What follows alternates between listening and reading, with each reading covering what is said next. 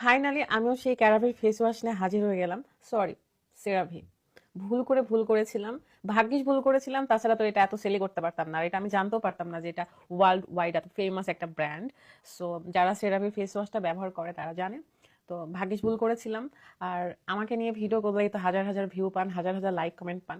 কিন্তু আফসোস, যখন ফেসবুক অনেক ডলার দিত তখন যদি আপনারা এই সুযোগটা পেতেন, আমার অ্যাক্সিডেন্ট নিয়ে ট্রোল, আমার খারাপ সিচুয়েশন নিয়ে ট্রোল, আমি আমার চোখের নিচে কালো দাগ নিয়ে ট্রোল, আমার হচ্ছে গ্রামের বাড়ি মাটির বাড়ি নিয়ে ট্রোল, আমার শ্বশুর বাড়ি নিয়ে ট্রোল, আমার সবকিছু নিয়ে ট্রোল করেন আপনারা। মানে পছন্দ করেন আর কি। নেগেটিভ কথা বললেই তো একদম অনেক বেশি ভাইরাল হয়, কারণ নেগেটিভ কথা বলতেছেন যখন, তখন মানুষ অনেক মনোযোগ দিয়ে শুনে যে কি হইলো, মেয়েটা কি করলো। তো আমি আসলে এই ব্র্যান্ডের ফেস ওয়াশটা যখন, মানে সেরাভি, আবারও বলে দিই সেরাভি, আমি কেরাভি বলেছিলাম ভুল করে ভয়েস ওভারে আর কি। আমি নিজেও কনফিউশনে ছিলাম। এটার জন্য এডুকেটেড হতে হয় না, শিক্ষিত হতে হয় না। যারা শিক্ষিত এডুকেটেড তারাও কিন্তু ভুল করে। তো মানুষ ভুলের ঊর্ধ্বে নয়, মানলাম আমি ভুল বলেছি।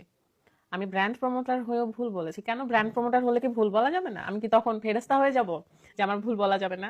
আমি ভুল করেছি, এটা নিয়ে আপনারা ভিডিও বানাচ্ছেন, ভিডিও করতেছেন, ওকে ফাইন। আমি ভাবলাম যে আমিও ভিডিও করি, তাহলে আমার আরো বেশি সেল হবে, কারণ এটা আপনাদের মানে ট্রোলের ভিডিওর পর থেকে এত বেশি সেল হচ্ছে। এন্ড যারা সেরাভির ফেস ওয়াশ ব্যবহার করে তারা জানে যে এটা অনেক দামি এন্ড অনেক ভালো। ভুলবশত আমি ভুল করে কেরাভি বলেছি। সো হোয়াট, ভুল করছি। আপনারা আমাকে কমেন্টে ভিডিওতে জানাই দিয়েছেন, এটা নিয়ে এত বাড়াবাড়ি করতেছেন, ও মাই গড। যেন সেলিব্রিটি ফারহানা বিথির কোনো ভুল করা যাবে না, কথায় ভুল করা যাবে না। আহ, আর আমি এডুকেটেড না, আমার শিক্ষাগত যোগ্যতা নাই। তো শিক্ষাগত যোগ্যতা আমার কি, এটা একটু আপনারা ব্যাকগ্রাউন্ড চেক করে আসেন। আমি এখনো স্টুডেন্ট, হ্যাঁ।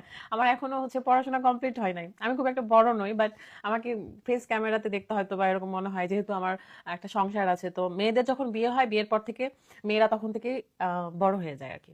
যে তার একটা সংসার করতে হয়, তার সন্তান হয়, মা হয়ে যায়। তো অল্প বয়সে মেয়েরা অনেক কিছু অ্যাচিভ করতে পারে।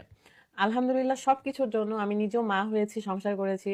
আল্লাহর রহমতে আমি কোনো খারাপ কিছু না করে, আপনাদের সামনে উচ্ছৃঙ্খলার ভিডিও না করে, কোনো নেগেটিভ ভিডিও না করে, আমি আমার লাইফস্টাইল দেখে আমি যতটুকু পেরেছি আর্ন করতে পারছি।